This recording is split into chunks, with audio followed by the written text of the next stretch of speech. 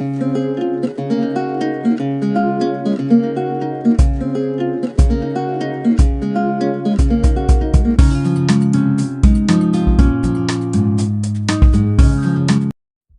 belajar dari Italia. Apa yang sebenarnya terjadi di Italia? Apa yang bisa kita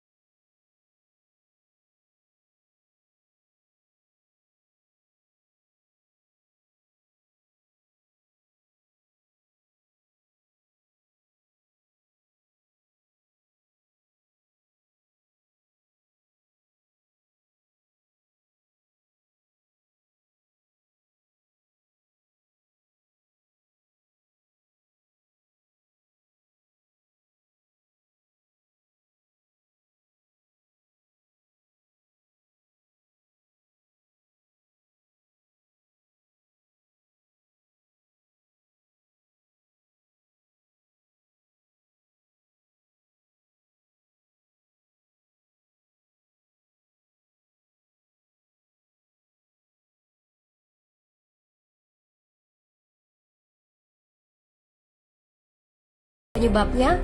Karena dalam sehari yang positif bertambah lebih dari 2.000 kasus. Penduduk yang mau keluar rumah harus mendapat surat izin. Surat izin ini didapatkan dari pos pemeriksaan polisi yang disebar di berbagai lingkungan. Yang melanggar bisa kena denda 3,3 juta rupiah. Bagi pasien positif yang tidak mau mengkarantina diri, bakal dituntut dengan pasal pembunuhan, hukuman 1-12 tahun penjara. 21 Maret jumlah korban meninggal di Italia terus meningkat melampaui Cina. Sebagai gambaran, luas Italia itu kurang lebih 2 kali Pulau Jawa.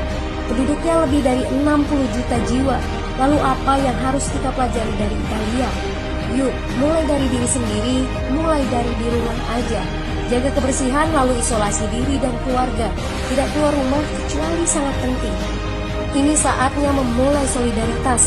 Yang mampu harus mulai membantu yang tidak mampu. Ini adalah bentuk usaha dan doa kita semua. Semoga badai corona ini segera berlalu. Mari memulai kekompakan dengan membagikan informasi ini. Di rumah aja, mari belajar dari Italia. Informasi ini dikutip dari Dr. Reisa Broto Asmoro. Bagaimana 14 hari mampu menghentikan laju penularan COVID-19? Yang perlu kita ketahui, anak-anak memang senang libur sekolah 14 hari. Namun sayangnya, banyak orang yang belum memahami. Mengapa 14 hari dan untuk apa? Maklum, himbauan itu tanpa disertai penjelasan yang memadai. 14 hari itu sangat penting dan harus disertai tindakan kepatuhan. 14 hari itu mampu menghentikan laju penularan COVID-19 dan mampu menyelamatkan ribuan orang. Bagaimana bisa? Begini, ketika seseorang kontak dengan apapun yang bisa menginfeksinya dengan COVID-19, maka harus ditunggu minimal 14 hari. Jika tidak terjadi apa-apa, maka orang itu aman. Nah, libur 14 hari itu untuk memotong rantai penularan, dan ini baru akan berhasil jika semua orang tetap tinggal di rumah masing-masing selama 14 hari itu. Kenapa harus begitu?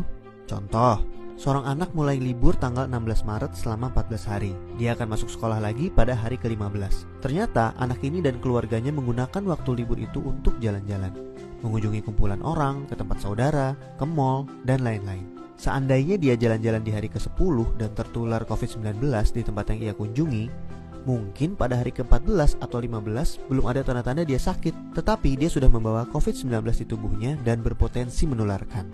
Andai dia masuk sekolah pada hari ke-15 dan seterusnya, maka 14 hari libur sekolahnya itu tidak ada gunanya. Penularan terjadi juga di sekolah, efek domino akan berlangsung dan rantai penularan tidak terputus. Untuk itu semua orang harus bekerja sama. Semua warga Indonesia harus membantu dan warga harus kompak, yaitu patuh untuk tidak kemana-mana dalam 14 hari itu kecuali untuk hal yang sangat perlu.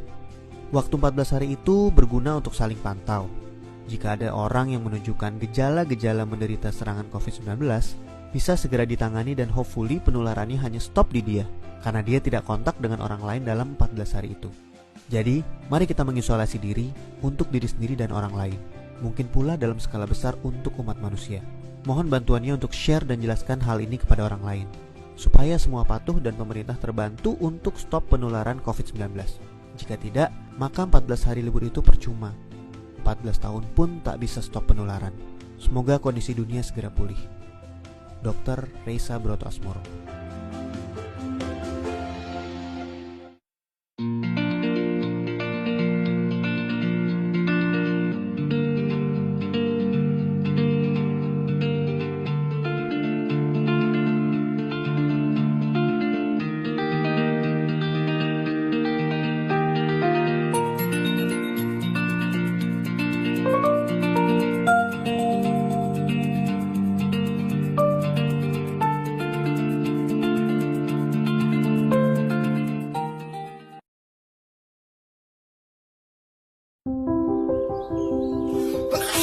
Tanpa disadari, virus dapat menyebar di sekitar kita melalui hal yang dilakukan sehari-hari. Virus tersebut dapat menular secara berantai, mulai dari satu orang ke orang yang lain, lalu ke orang lainnya lagi, hingga dapat menular ke banyak orang. Kita dapat mencegah penyebaran virus. Tutup hidung dan mulut ketika batuk atau bersin. Buang tisu bekas pakai ke tempat sampah tertutup. Cuci tangan pakai sabun sesering mungkin. Semakin banyak yang mencegah, semakin banyak